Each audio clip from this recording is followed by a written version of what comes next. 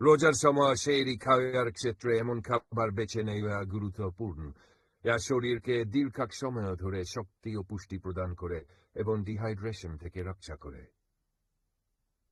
এখানে কিছু স্বাস্থ্যসম্মত সেহরি খাবারের তালিকা দেওয়া হল।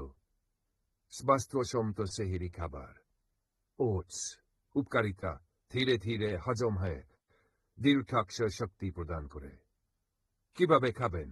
দুধ বা পানিতে ওটস সেদ্ধ করে ফল ও বাদাম মেশাতে পারেন।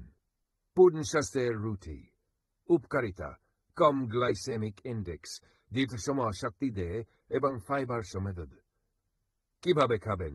পূর্ণ স্বাস্থ্যের রুটি সঙ্গে ডিম বা সবজি যোগ করতে পারেন। ডিম: উপকারিতা, প্রোটিনের ভালো উৎস, পেশি ও শক্তি ধরে রাখে। কিভাবে খাবেন? সিদ্ধ ডিম, অমলেট বা স্ক্রাম্বলের ডিম হিসেবে। অ্যাভোকাডো: উপকারিতা, স্বাস্থ্যকর ফ্যাট সমৃদ্ধ, দীর্ঘাক্ষ শক্তি দেয়। কিভাবে খাবেন? রুটির সাথে বা সালাদে যোগ করতে পারেন। সবুজ শাকসবজি: উপকারী ভিটামিন, মিনারেল ও ফাইবারের ভালো উৎস, হজমে সহায়ক। কিভাবে খাবেন? সালাদ, সমুথি বা সেদ্ধ করে খেতে পারেন।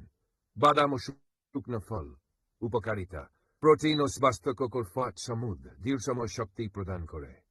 কিভাবে খাবেন? এক মুঠো বাদাম বা মিশ্রিত শুকনো ফল।